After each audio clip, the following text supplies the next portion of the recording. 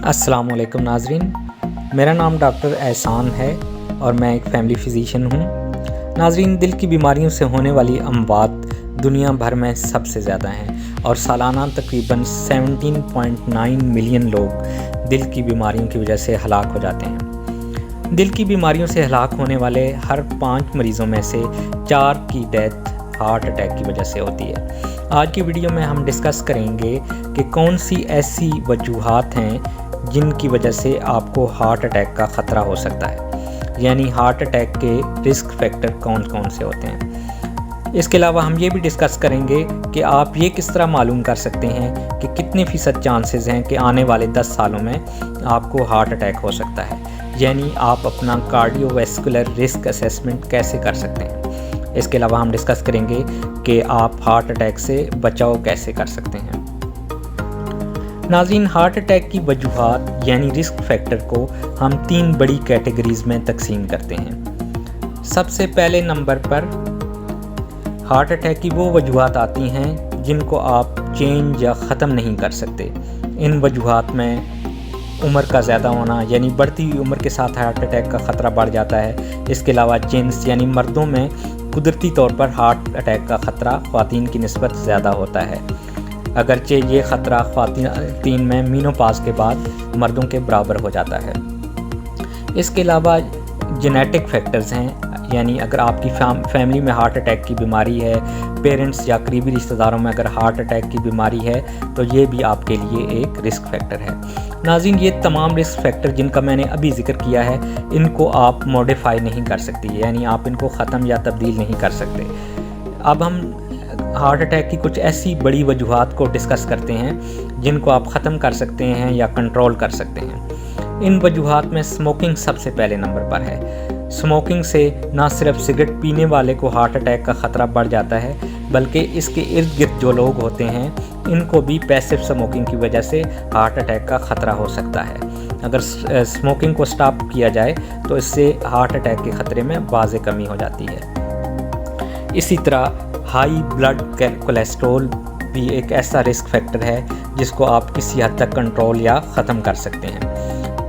Cholesterol کا زیادہ ہونا بھی عمر، سیکس اور جینیٹکس اور آپ کی ڈائٹ پر ڈیپینڈ کرتا ہے، اور اگر آپ اپنی لائف سٹائل میں تبدیلی کرتے ہیں اور خوراک میں احتیاط کرتے ہیں تو اس سے آپ کولیسٹرول کو کنٹرول کر سکتے ہیں، جس سے ہارٹ اٹیک کا خطرہ بھی کم ہو سکتا ہے۔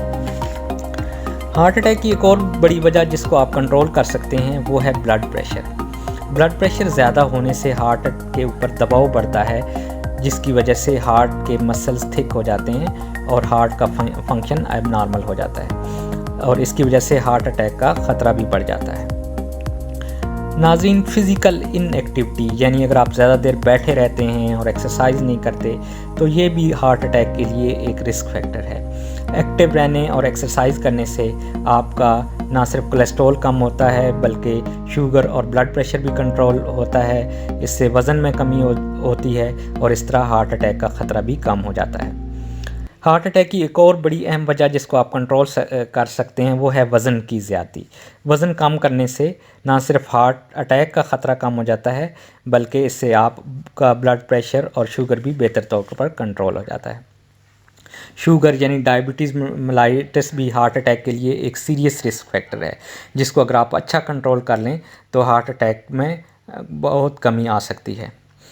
ناظرین، اب ہم کچھ ایسی وجوہات کا ذکر کریں گے جو ہارٹ اٹیک کے لیے بڑا خطرہ تو نہیں ہے، لیکن ان وجوہات کی وجہ سے بھی ہارٹ اٹیک کا خطرہ ہو سکتا ہے۔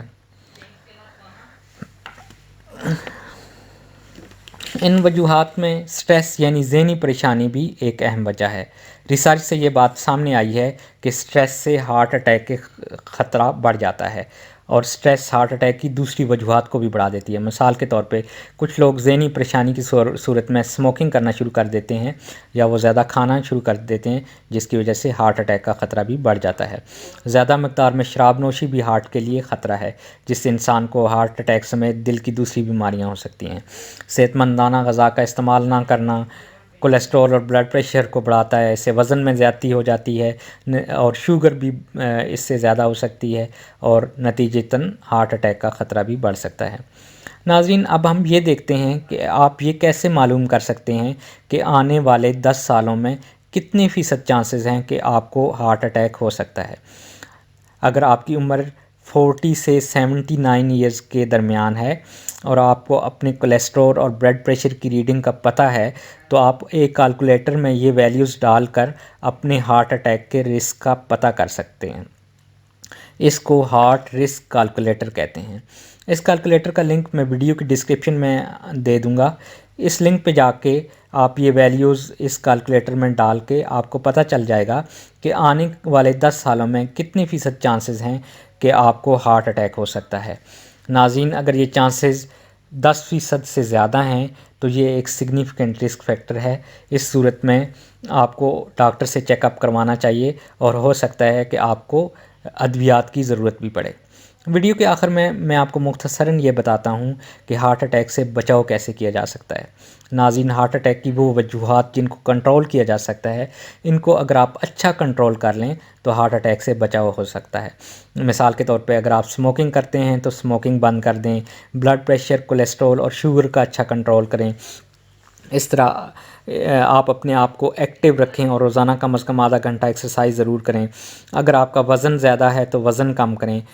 ناظرین اگر آپ یہ تمام رسک فیکٹرز اچھی طرح کنٹرول کر لیں گے تو یقیناً ہارٹ اٹیک کا رسک بھی بہت کم ہو جائے گا۔ اگر دل کی بیماری کے متعلق آپ کا اگر کوئی سوال ہے تو کمنٹ باکس میں مینشن کریں، میں آپ کو جواب دوں گا۔ اگر ویڈیو آپ کو پسند آئی ہے تو لائک کریں اور شیئر کریں۔ مہربانی کر کے چینل کو سبسکرائب کریں۔ آپ سے ملاقات ہوگی نیکسٹ ویڈیو میں، تب تک کے لیے اللہ حافظ۔